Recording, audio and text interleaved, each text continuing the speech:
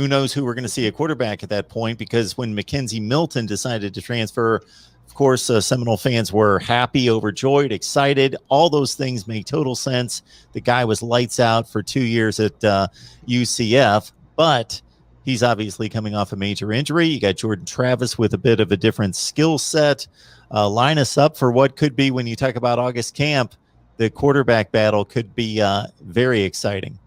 Yeah, this is going to be one of the most fun quarterback battles I think we've seen in a very long time. I think, to me, Jordan Travis is still a guy that proved himself as being a crazy athlete last year.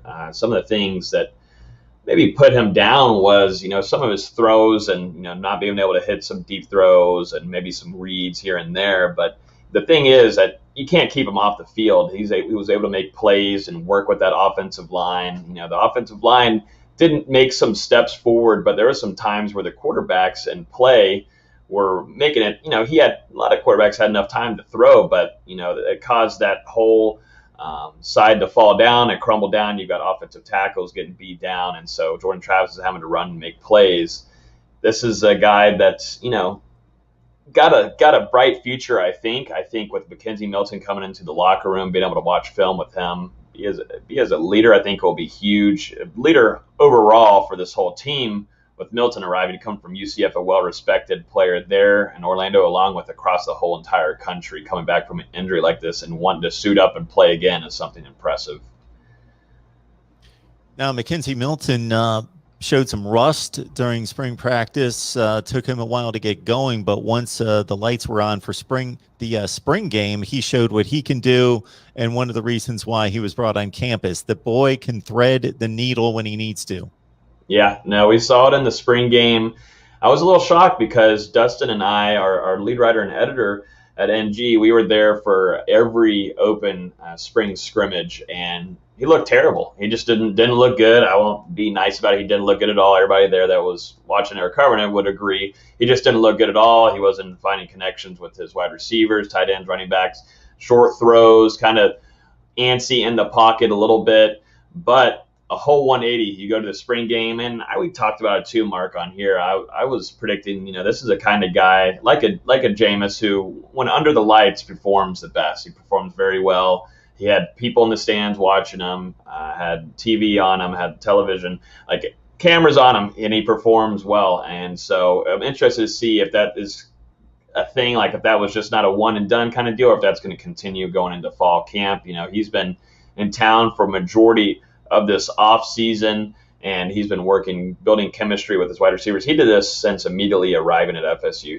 He's been spending time with Andrew Parchment, who we'll talk about in the wide receiver position preview, getting into fall camp. He's been working with him, another transfer from Kansas, day one, nonstop, trying to build that chemistry. And I think there's still a lot more to be done with that, but him being here in the spring and working through that, and him actually playing fully through a spring game is great. And like the effect of having him in that locker room might be the biggest thing, because he's a winner. Florida State players haven't really seen that before. Florida State hasn't had that in the locker room in a while. So having a winner come in, if they're down, you're not just going to see Milton kind of just sit there on the sideline and be quiet. Or if there needs to be some kind of leadership, there needs to be a talk inside the locker room. This is a guy coming in that knew how to win, knows how to win, and is going to preach that and kind of get into some guys' heads a little bit in case things are kind of spiraling down.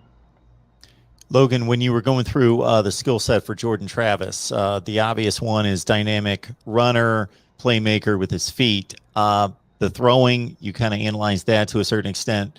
What we saw out of him last year, about 1,000 yards, 55% completion percentage, 6 touchdowns, 6 picks. Based on, you made your evaluation of Mackenzie Milton during the spring scrimmages into the spring game. What about Jordan Travis? Do you think he's improved as a passer? I think there's still some more things to be worked on. I think majority of it's going to be how that offensive line holds up. I think if he's able to make those first and second reads and maybe work on that deep ball. There was times last year where, he made some impressive plays that kind of shocked a little bit of us whenever he was able to go connect, deep down the field with a few guys. We're like, whoa, hey, wait a second. Why was Jordan Travis not thrown out there earlier before Tate Rodemaker? Because at the time, Chuba Purdy wasn't healthy enough to go in. So Tate Rodemaker went in and Jordan Travis went in.